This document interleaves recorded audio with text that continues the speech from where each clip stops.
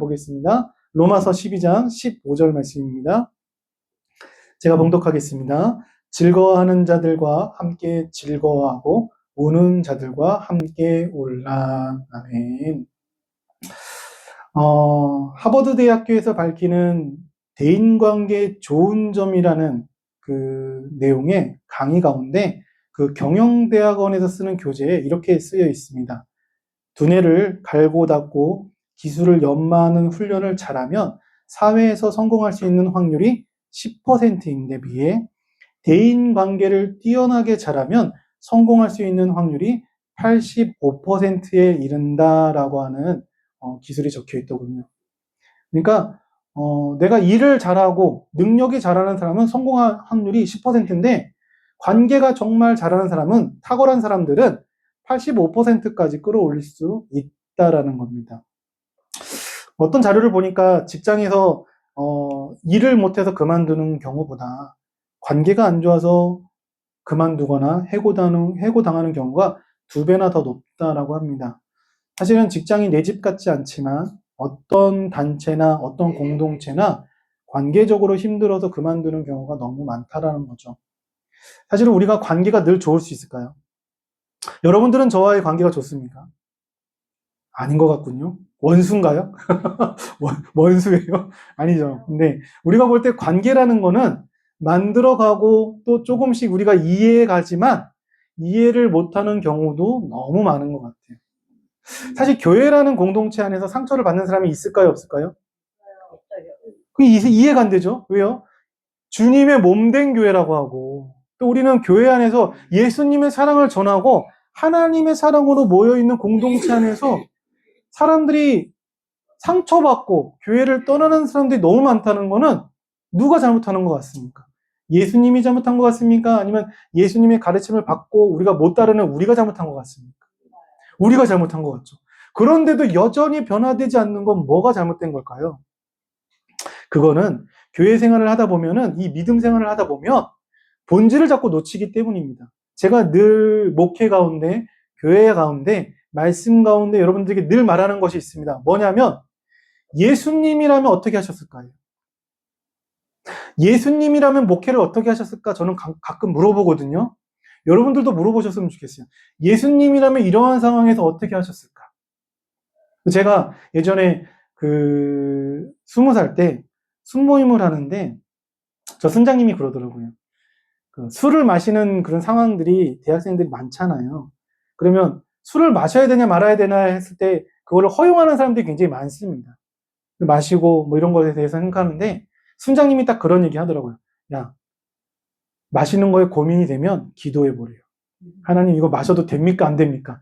했을 때 마음이 어렵다. 마시지 말라는 거예요.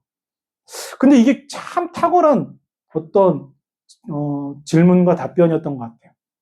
내가 무언가를 결정할 때 하나님 이거 해도 됩니까? 라고 10초만 기도해 보세요. 마음이 어렵고 뭔가 주저주저 한다면 안 하는 게 맞겠죠. 그것이 죄라면 내 안에 하나님이 계시고 내가 하나님의 말씀대로 살아가는데 그것이 주저주저 한다면 이거는 죄일 확률이 99.9%입니다. 우리의 신앙생활은요, 예수님이라면 어떻게 하셨을까입니다. 그러면 그 예수님은 어떠한 것을 하셨을까라고 한다면 예수님은 2가지를 보여줬습니다. 첫 번째는 신성과 두 번째는 인성입니다. 한번 따라해 보겠습니다. 신성. 잠깐만, 신성. 자, 질문해 볼게요. 신성이 뭡니까? 맞아요. 역시 왕 목사님. 하나님의 성품이에요. 하나님의 모습을 보여주는 거예요. 근데 여러분, 신성은요, 쉽게 얘기하면 그런 거예요. 교회를 열심히 다니고, 예배를 열심히 참여하고, 기도를 열심히 하고, 말씀을 열심히 보는 사람은 무엇이 탁월한 사람들입니까? 신성적인 거예요. 그러니까 교회 안에서 정말 그냥 자연스럽게, 좀 익숙하게 예배 생활 열심히 잘하는 사람들은 신성적으로 잘 따라가고 있는 거예요. 자, 그러면 인성이 뭡니까? 저도 인성이에요. 조인성. 저희 어머니가 조인성이라고 했어요. 인성이 뭡니까? 사람의 성품이에요.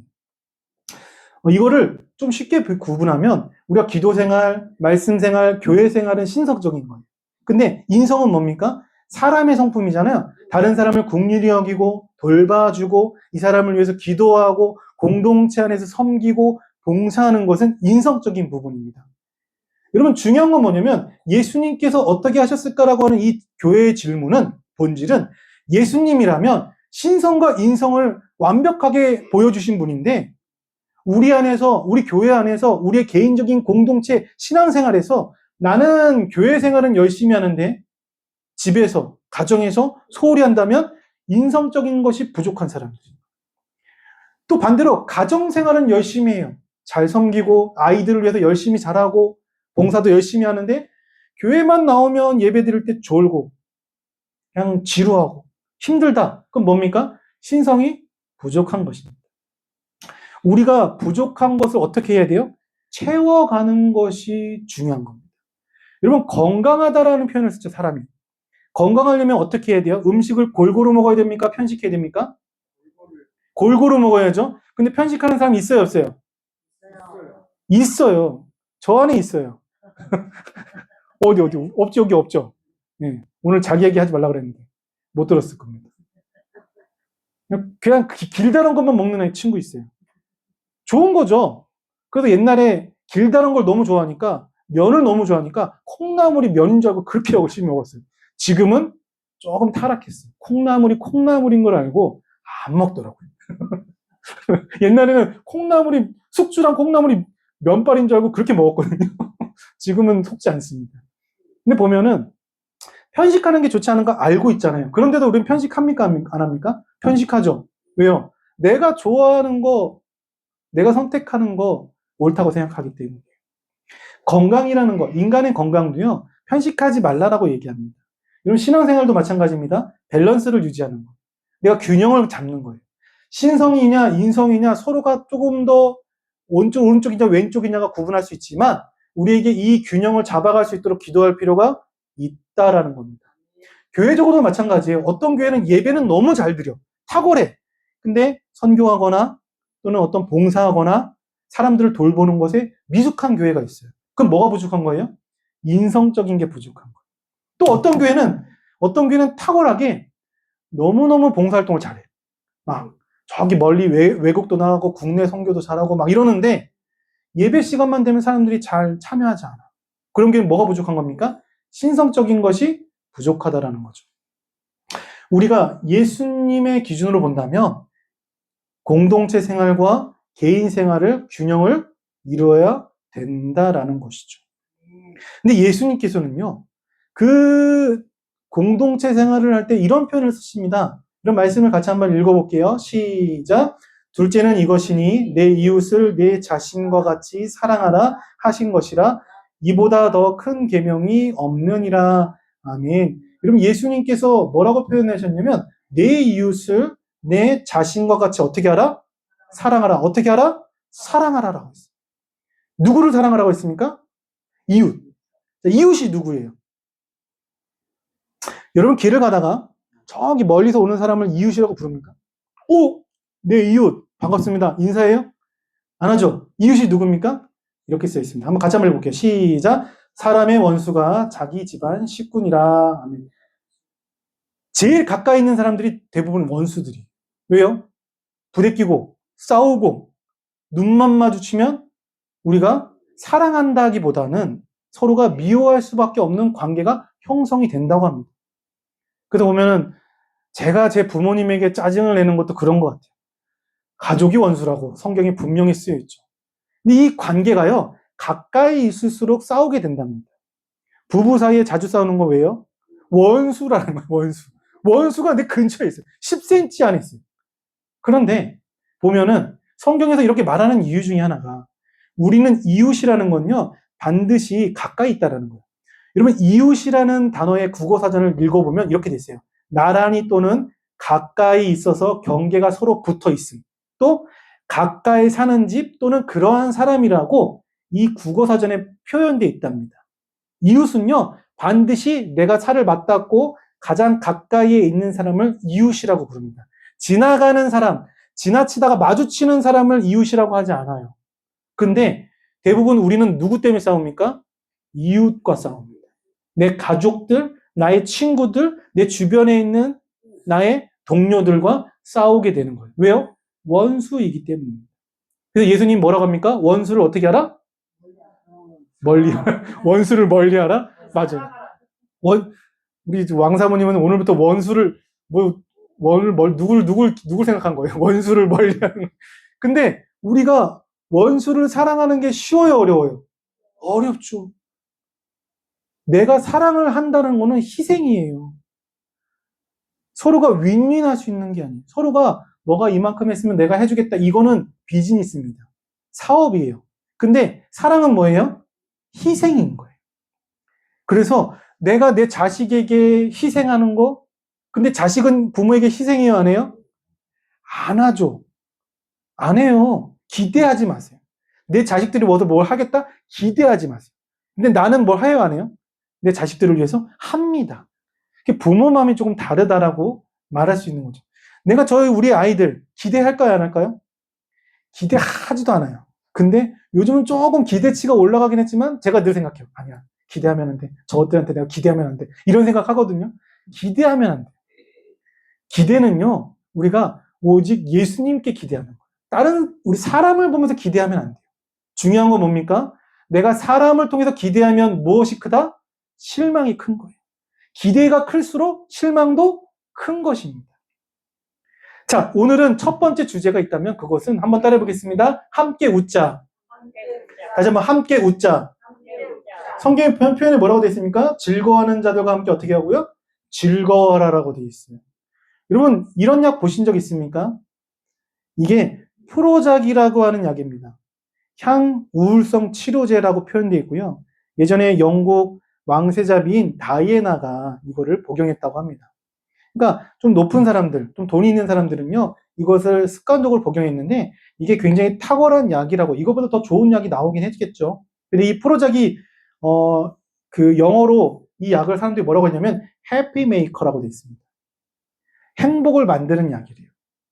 여러분, 약 기원을 통해서 행복을 만드는 것이 정말 행복을 만드는 걸까요? 불가능하죠. 사람들은요, 행복을 추구합니다. 내가 지금보다는 조금 더 나은 행복을 추구해요. 그래서 내가 지금보다는 낫기 위해서 많은 것을 노력합니다. 돈을 버는 이유도 내 가족이 행복해지려고 하는 거예요. 내가 불행해지려고 돈을 버는 사람은 없습니다. 내가 조금은 낫게 하기 위해서, 조금은 남들보다 조금 더 탁월하기 위해서 부단히 노력을 하는 거죠. 근데 약이라는 것에 의존하게 되면 어떻게 됩니까? 망하게 됩니다. 이게 우울증을 치료할 수는 있지만 완벽하게 그 근본을, 본질을 바꿀 수 있을까요? 못 바꾼다라는. 우리는 이것을 기억해야 됩니다. 쾌락과 희락에 대한 부분들을 이야기하고 싶어요. 쾌락이 뭡니까? 내가 즐기는 거, 즐거움, 기쁨. 뭔가 쾌락은 약간 좀 더러운 것 같죠? 그죠? 희락은 뭐예요? 깨끗한 기쁨입니까? 여러분은 지금 깨끗한 기쁨을 누리고 계세요? 한 분만 누리고 계십니까? 자, 쾌락과 희락을 이야기했습니다. 쾌락은 뭔가 우리가 성적인 것만 쾌락이라고 얘기하는 것 같습니까? 자, 쾌락과 희락에 대한 구분점이 있다면 제가 읽어드릴게요. 기쁨에는 쾌락이 있고 희락이 있다. 쾌락은 육신적인 것이요, 희락은 영적인 것이다. 쾌락은 마약이요, 희락은 양약이다. 쾌락은 순간적인 것이요, 희락은 영원한 것이다. 쾌락은 소유를 통해서 얻는 기쁨이고, 희락은 존재 자체가 기쁨 덩어리로 바뀌는 것이다. 환경을 통해서 만드는 기쁨은 쾌락입니다. 나는 이 사람이 있어야 돼. 그건 뭐예요? 쾌락이에요.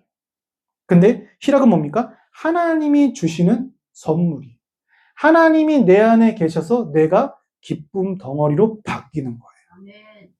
여러분, 이건 정말 놀라운 비법입니다. 내가 기쁨이 되는 거예요.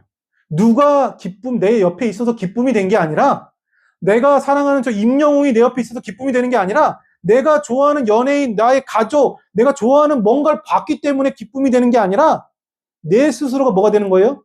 기쁨 그 자체가 되는 거예요. 아멘? 근데 그 기쁨을 어디서 우리가 발견할 수 있냐는 거예요. 자, 희락은요, 헬라어를 보니까 카라라고 되어 있습니다. 한번 따라해 보겠습니다. 카라. 카라라는 말이 헬라어로 그 희락이라는 이름인데요. 오늘 본문 갈라디아서 5장 22절 말씀 같이 한번 읽어볼게요. 시작. 오직 성령의 열매는 사랑과 희락과 화평과 오래 참음과 자비와 양성과 충성과 온유와 절제니 이 같은 것을 금지할 법이 없느니라. 안 나오죠? 예. 그냥 한 거예요. 여러분 보면은 성령의 9가지 열매를 이야기했죠. 9가지 열매 가운데 첫 번째가 뭡니까? 사랑이죠. 왜 성령의 열매 가운데 첫 번째가 사랑일까요? 사랑이 제일 중요하잖아요. 사랑은 뭐라고 했습니까? 희생이에요. 그냥 서로가 기브 앤 테이크, 내가 너 줬으니까 너도 나 줘, 이런 사랑이 아니라 아가페, 희생적인 사랑을 성경은 사랑이라고 합니다. 그런데 이 사랑 다음에 두 번째가 뭡니까? 이순이가 희락이라고 돼 있어요. 이 희락의 단어가 뭐라고요? 카라.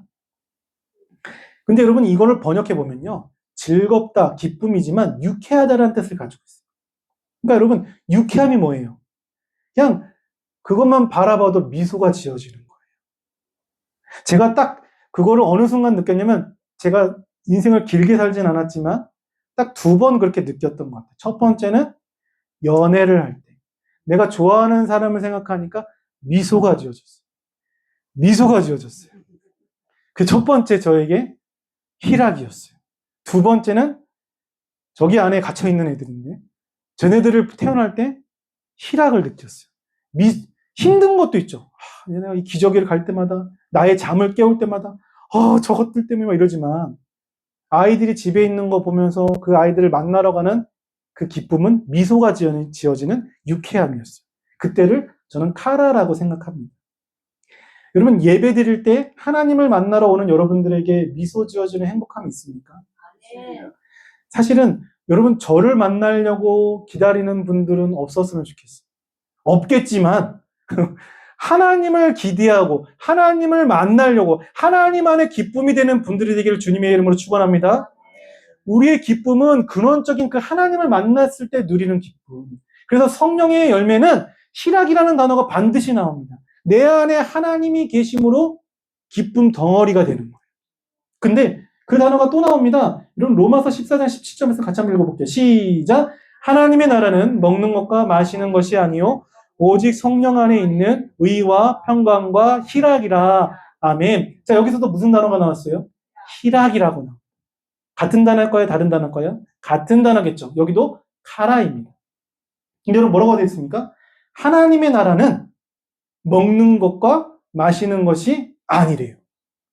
여러분 우리가 흔히들 요즘도 유행하지만 먹방 보면은 기쁨이 되죠. 먹는 거 기쁨이 됩니다. 여행 갈 때, 우리가 놀러 갈 때 그곳에서 얼마나 맛있는 것을 먹을까라고 하는 것은 기쁨이 되는 거예요. 여행을 갔는데 정말 그지같이 먹고 오면 어떻습니까? 여행을 망치는 것처럼 보입니다. 먹는다라는 것은 우리에게 기쁨이 되는 거예요. 근데 여러분 성경이 뭐라고 합니까? 하나님의 나라는 먹는 것과 마시는 것이 아니래요.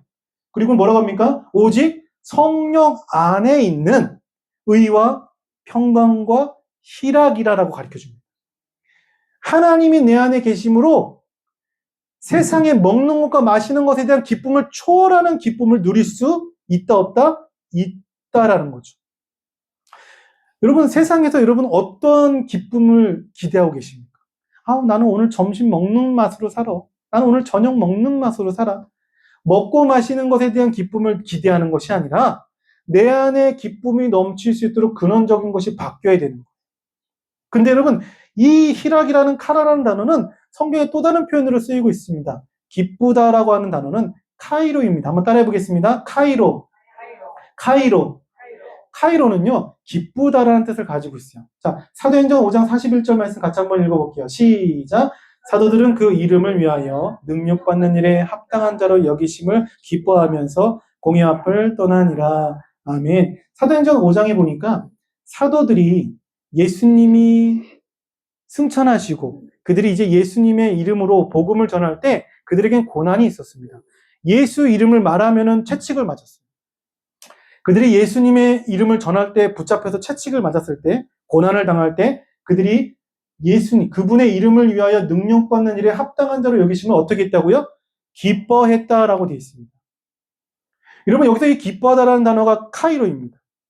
근데 이 카이로는요, 기쁨이란 뜻만 있는 것이 아니라 조금 더 자세하게 번역하면 행복하다라는 뜻으로 번역이 됩니다. 그러면 이거를 다시 한번 번역하면 어떻게 되냐면 사도들은 그 예수 그리스도의 이름을 위하여 능력받고 고난받는 일에 합당한 자로 여기심을 행복해하면서 공의 앞을 떠났다라는 것이 번역이 맞습니다. 여러분, 예수님의 이름으로 내가 뺨을 맞고 예수님의 이름으로 모욕을 당하고 예수님의 이름으로 멸시를 당할 때 행복합니까? 왜 행복해야 됩니까? 내가 그분의 이름으로 무시를 당하면 왜 행복해야 돼요? 근데 여러분, 여기서 근본이 누구입니까? 본질이 무엇입니까? 내 안에 성령께서 계심으로 예수님의 이름으로 무시를 당할지라도 내 안에 기쁨이 누굽니까? 환경이 아니라 쾌락이 아니라 희락의 기쁨의 원천이 내 안에 있다는 거. 예수님의 기쁨이 내 안에 있으므로 멈출 수 없는 그 카이로, 행복함이 내 안에 주어진다는 거. 희락이 내 안에 있기 때문에 행복을 멈출 수가 없다라는 겁니다. 자, 또 다른 말씀, 마태복음 13장 44절 말씀 같이 한번 읽어볼게요. 시작! 천국은 마치 밭에 감추인 보화와 같으니 사람이 이를 발견한 후 숨겨두고 기뻐하며 돌아가서 자기의 소유를 다 팔아 그 밭을 사느니라. 아멘. 여기도 어떤 사람이요? 밭을 샀는데 그 안에 금은보화가 발견됐다고 합니다. 이게 여러분 이 스토리를 잘 보셔야 되는데 팔레스타인, 이스라엘 지역은 전쟁이 굉장히 많은 지역이었어요. 지금도 이스라엘의 분쟁과 전쟁이 끊이지 않죠. 근데 그 당시 옛날에도 역사적으로도 이스라엘은 늘 전쟁이 끊이지 않았어요. 그러니까 전쟁이 나면 일반 사람들은 어떻게 했냐면 자기의 짐을 놓고 도망갔습니다. 근데 자기 안에 중요한 그런 어떤 금은보화나 귀한 귀중품들이 있잖아요. 이 사람들이 어떻게 보관했을까요? 땅 속에 묻었어요. 그리고 다른 나라를 갔는데 전쟁이 끝나고 돌아와야 되는데 이 사람이 못 돌아올 수도 있잖아요. 그러면 그 집을 처분을 하게 됩니다. 그 처분할 때 어떤 사람이 그 집을 사요. 그 밭을 삽니다. 근데 그 밭에서 금은보화가 발견됐네? 이거 누구 겁니까? 전쟁에서 돌아온 사람 겁니까? 아니면 그것을 산 사람 겁니까? 예, 산 사람 거예요. 법이 그래요. 그래서 예수님은 그 예를 드는 겁니다. 그 밭을 감추인 보화와 같다라고 하면서 천국이 그랬대요. 천국이 밭에 감추인 보화와 같대요. 사람이 이를 발견하니까 기뻐했다는 거예요. 그리고 어떻게 합니까? 자기의 소유를 다 팔아 그 집을 샀대요. 그 밭을 샀대요. 왜요? 금은보화가 있으니까. 이게 여러분 일반적인 표현이지만 기뻐한다는 게 무슨 뜻이라고 했습니까? 행복하다. 카이로라고 했잖아요. 이 금은보화를 발견한 기쁨이 발견했을 때 무엇입니까? 하나님의 나라 예수 그리스도 그분을 발견한 우리가 그 근본의 기쁨이 바뀌었다라는 거예요. 내 안에 숨겨져 있던 것을 발견할 때 그것을 발견한 사람이 기쁨을 누린다는 거예요. 여러분, 우리가 왜 세상에서 기쁨을 누리려고 할까요? 하나님의 것보다 세상 것이 더 기쁨이 누린다라고 생각하는 쾌락적인 생각을 가지고 있는 거예요. 쾌락이 뭐라고 했습니까? 환경적이라고 했어요. 내 안에 무언가 이렇게 있었을 때 주어지는 거예요. 아니에요. 우리는 일반적으로 조금만 더워도 덥다고 짜증내고 조금만 추워도 춥다고 짜증냅니다. 환경은 우리에게 너무 중요하죠. 그런데 내 안에 근본적인 기쁨을 바꿀 필요가 있다라는 겁니다. 마지막 말씀 같이 한번 따라해 보겠습니다. 함께 울자. 다시 한번 함께 울자. 여러분, 우리가 함께 웃자라고 했어요. 기쁨을 바꾸는 것, 기쁨, 내 안에 기쁨이 있다라는 것은 세상의 것이 아니라 하나님의 것으로 바꾸는 것을 이야기했습니다. 근데 마지막에 뭐라고 했습니까? 함께 울자라는 표현을 쓰고 싶어요. 여러분, 뭐라고 합니까? 우는 자들과 함께 어떻게 하라고요? 울라라고 되어 있습니다. 여러분, 스포츠 클라이밍이라고 하는 이 스포츠가 있습니다. 여기 매달려 있는 사람이 행복해 보입니까? 자기의 이 코어 근육을 써가지고 올라가는 것이 사실 굉장히 고통스럽습니다. 이 스포츠 클라이밍을 보면은 4개월만 하게 되면 그만둔답니다. 그러니까 4개월 안에 무조건 그만두는 스포츠 중에 하나라고 합니다. 근데 이 4개월을 넘어가면요, 팔에 힘이 붙는 느낌이 들고 6개월이 되면 근육이 붙고 1년이 되면은 재밌어진답니다. 안 해봤죠? 저도 안 해봤습니다. 이렇게 매달리는 게 즐겁진 않겠죠? 근데 이 즐거움을 이 사람들만 알겠죠. 꾸준히 했었을 때 처음엔 고통이었지만 그 고통이 즐거움이 될 수 있다는 거예요. 여러분, 그 아랍 격언에 보니까 태양빛이 계속 비추면 사막이 된다라는 말이 있더군요. 우리가 비가 내려야 될 때가 있어요. 사막을 만들지 않는 기준은 비가 내려야 될 때 내리는 겁니다. 내가 인생에서 울 수 있을 때, 울어야 될 때가 있다는 거예요. 근데 그것이 결코 나쁜 것은 아닙니다. 슬픔을 통해서 우리가 더 나은 것을 발견할 수 있다라는 거예요. 가끔 장례식을 가다 보면 그 장례식에서 우리가 그 죽은 분을 위해서 간 것이 아니라 그 죽은 사람에 대한 어떤 아픔을, 상처를, 또 슬픔을 가진 사람을 위로해 주러 가는 경우가 많습니다. 그래서 교회에서 그런 뭐 추도 예배나 장례 예배를 드릴 때 그 죽은 사람을 위한 예배가 아니라 누구를 위해서 드리는 거예요? 가족들을 위해서 드리는 겁니다. 슬픔이라는 것은 우리 안에 누구나 가질 수 있죠. 여러분, 영원한 기쁨은 없어요. 예수님 외에는 영원한 기쁨은 없어요. 근데 이 슬픔을 통해서 우리가 분명히 발견할 것은 바로 고린도전서 12장 26절에 보니까 만일 한 지체가 고통을 받으면 모든 지체가 함께 고통을 받고 한 지체가 영광을 얻으면 모든 지체가 함께 즐거워한다라고 했어요. 그리고 27절에 뭐라고 했습니까? 너희는 그리스도의 뭐라고요? 몸이라고 했습니다. 내 몸을 여러분 때리면 어떻게 됩니까? 자기 몸을 자기가 때리면 어떻게 돼요? 아프죠? 계속 때릴 수 있습니까? 안 때리죠. 뭐 마약에 취했거나 정신이 나간 사람은 자기의 몸을 학대할 수 있지만 일반적으로 자기의 몸을 때려서 계속 아프게 멍들게 때리는 사람은 없습니다. 남을 때리는 건 쉽죠. 왜요? 내가 고통을 느끼지 않으니까. 성경에는 뭐라고 했습니까? 우리가 교회 안에 공동체가 내 옆에 있는 집사님이, 내 옆에 있는 권사님이, 장로님이, 내 주변에 있는 나의 이 성도님들이 누굽니까? 몸이라고 했어요. 이 사람이 아프면 누가 아픈 거예요? 나도 아픈 겁니다. 함께 울 수 있을 때, 함께 위로를 전달해주고 함께 할 수 있어야 된다라는 겁니다. 여러분, 이런 말이 있습니다. 같이 한번 읽어볼까요? 시작. 사람들 앞에서는 웃고 하나님 앞에서는 울라. 아멘. 우리에게 있어서 가장 궁극적으로 언제 울어야 됩니까? 옛 이디시라는 사람이 얘기했는데요. 하나님 앞에서 울어야 될 때가 있답니다. 여러분, 하나님 앞에 운다는 게 어떤 의미예요? 기도하라는 거예요. 내가 지금 웃는 것보다 하나님 앞에 울 수 있는 것을 사람들에게 위로를 받을 수도 있지만 나의 울음을 하나님 앞에 멈추지 말라라는 것입니다.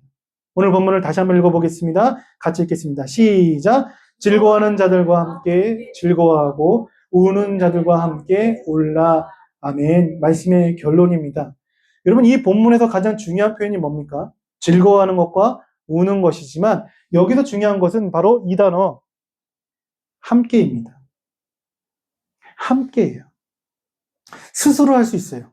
스스로 누구나 즐거워할 수 있고 내가 로또 맞으면 그 기쁨 나눌 수 있잖아요. 똑같은 거잖아요.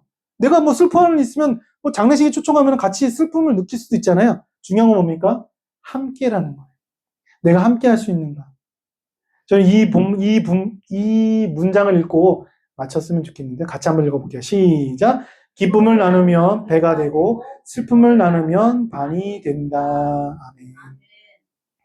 사랑하는 성도 여러분, 우리가 사랑의 어떤 면 교회의 공동체라는 것은 기쁨과 슬픔을 함께하는 그런 얽매여 있는 부분이라고 생각합니다. 예수님은 어떻게 하셨을까? 예수님은 자기가 사랑하는 사람들에게 그 슬픔을 반으로 나누게 하셨고 기쁨을 배로 여기게 만들어 주셨다라는 거예요. 우리가 교회라는 공동체는 사실은 굉장히 허술해 보입니다. 뭔가 뭐 조직적으로 되어 있지도 않은 것 같고 목사님 혼자 독재하는 것처럼 보여집니다. 근데 여러분, 목회자가 바뀌어도 교회는 그 본질을 잃어버리면 안 된다라는 거예요. 목회자 한 명 때문에 교회가 모이면 안 된다는 거예요. 예수님이면 어떻게 할 거라는 것을 늘 잊지 않고 우리 성도들 가운데 늘 성령님이 내 안에 계셔서 예수님이 이렇게 행동하셨다는 것을 배우고 그렇게 우리가 행동할 수 있는 분들이 되기를 주님의 이름으로 축복합니다. 아멘.